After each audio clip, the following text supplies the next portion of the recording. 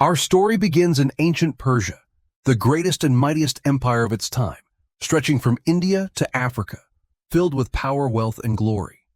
At the heart of this empire sat King Xerxes, ruling from his magnificent throne, surrounded by gold jewels and countless servants. To display his greatness and riches, Xerxes held a royal feast, a celebration so grand it lasted many days, overflowing with wine, music, and splendor. But when Queen Vashti, his queen, refused to obey his command and appear before the nobles, the king grew enraged and humiliated. In his anger, Xerxes banished Vashti from the palace, leaving the royal throne empty and the kingdom without a queen. And so a search began across the vast empire for a new queen, a woman who would please the king and take Vashti's place. Among the many chosen was a young Jewish woman named Esther, an orphan who had been lovingly raised by her cousin Mordecai. Mordecai taught Esther to walk in wisdom, to live with humility, and to trust in God above all things. Soon, Esther was taken from her home and brought into the grand royal palace together with many other young women. For months, they were given perfumes, oils, and fine garments prepared carefully to meet the king. While others desired riches and ornaments, Esther remained gentle, kind, and humble, winning favor with all who met her. And when Esther finally stood before King Xerxes, her beauty and grace captured his heart instantly. She was chosen above all others, crowned Queen of Persia, though she kept her Jewish identity a secret. Meanwhile, outside the palace walls, Mordecai uncovered a dangerous plot to assassinate the king. He sent word to Esther, who warned Xerxes, and in doing so, Mordecai saved the king's life. Not long after, a man named Haman rose to great power, becoming second only to the king himself.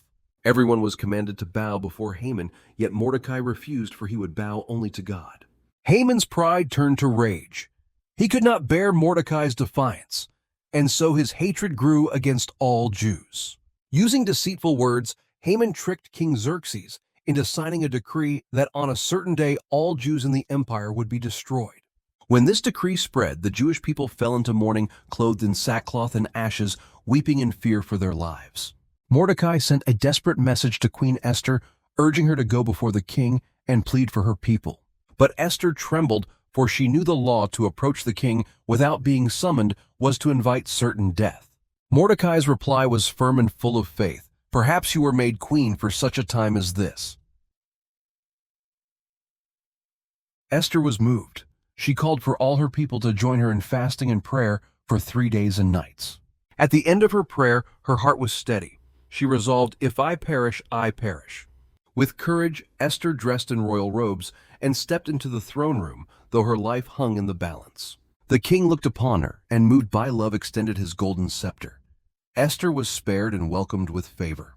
Instead of asking at once, Esther invited the king and Haman to a royal banquet, leaving the mystery to grow. At a second banquet the next night, Esther prepared her heart to reveal her secret and her plea. Meanwhile, Haman, full of arrogance, boasted to his family of his power, his wealth, and his closeness to the king. So consumed with pride, he built a great gallows, planning to hang Mordecai the very next day. But that same night, the king could not sleep. To pass the time, he ordered the royal records to be read aloud. In those records, he discovered that Mordecai had once saved his life and had never been rewarded. The next morning, in a twist of irony, Haman was forced to honor Mordecai, parading him through the city on a royal horse. That night at Esther's banquet, the queen finally revealed the truth: "I am Jewish, and Haman has plotted to destroy me and my people." The king's face darkened with fury. Guards seized Haman at once, and judgment was declared. Haman was executed on the very gallows he had built for Mordecai. His evil plan turned back upon himself. Soon after, a new decree was written, sealed by the king, granting the Jews the right to defend themselves.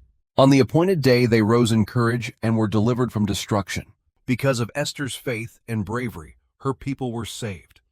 To this very day, Jews around the world celebrate Purim, remembering the queen who chose courage over fear.